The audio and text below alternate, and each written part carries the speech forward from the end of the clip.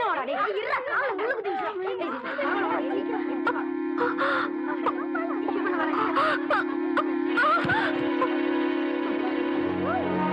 ஐயோ டேய், டீச்சர் மயக்கமோட விழுந்துட்டாங்க. எல்லாரும் கூப்பிடுங்க. ஆமா டேய், டீச்சர் மயக்கமோட விழுந்துட்டாங்க. என்னடா?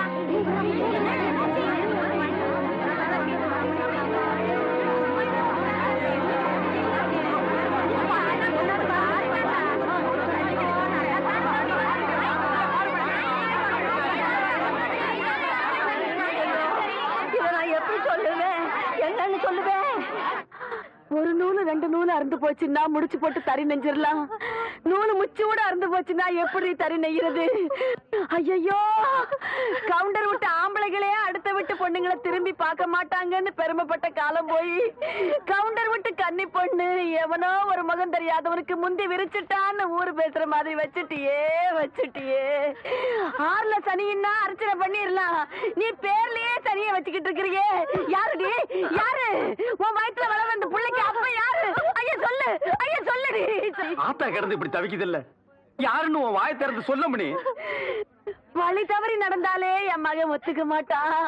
நீ இப்படி மர தவறி போய் வந்து நிக்கிறியே, இது அவன் எப்படி தாங்க போறான்? நான் என்ன பண்ணுவேன்? இத நான் என் பிள்ளைகிட்ட எப்படி சொல்ல போறேன்? என்னாச்சு? என்ன நடந்ததாட்டா? என்ன நடக்கல? உரம் பாஞ்ச ஒன்றரை உடம்பு ஓடாகிற மாதிரி ஒரு காரியத்தை செஞ்சு போட்டு வந்து நிக்கிறாளே, இத நான் உங்ககிட்ட எப்படியா சொல்ல போறேன்? கவுண்டரையா, பள்ளி பொண்ணு உண்டாயிருக்கையா.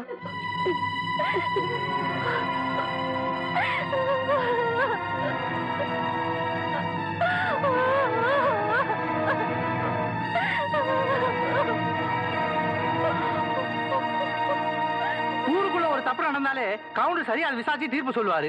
இப்ப தான் வீட்டுக்குள்ளேயே நடந்தத விசாரிச்சு சொல்லாமலா இருப்பாரு?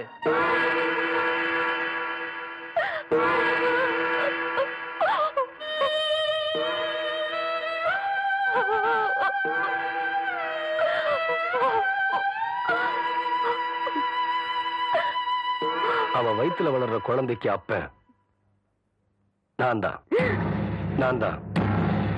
தான் பெரிய மனுஷன் வீட்டு விஷயம் இப்படித்தாப்பா. பொண்டாட்டி இருக்கும் போதே இன்னொன்னு வச்சுக்குவாங்க. இது கவுண்டர் விஷயத்துல உண்மையாயிடுச்சு பத்தியா?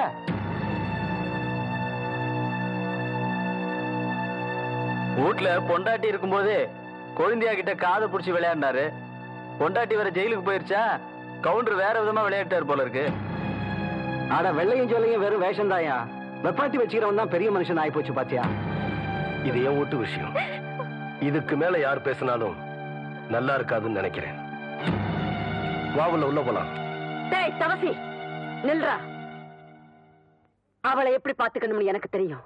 இந்த வீட்டு கௌரவத்தை காப்பாத்துறதுக்காக ஒருத்தனை வெட்டி போட்டுட்டு ஜெயிலுக்கு போனாலே அவதான்டா என் புள்ள.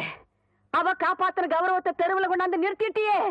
நீ எனக்கு பிள்ளையும் இல்ல, நான் உனக்கு ஆத்தானும் இல்ல, இந்த வீட்டுல உனக்கு இடமும் இல்ல. போயிரு. இன்னொரு தடவை என்ன ஆத்தானு கூப்பிடாத, என் மூஞ்சில முழிக்காத. போயிரு.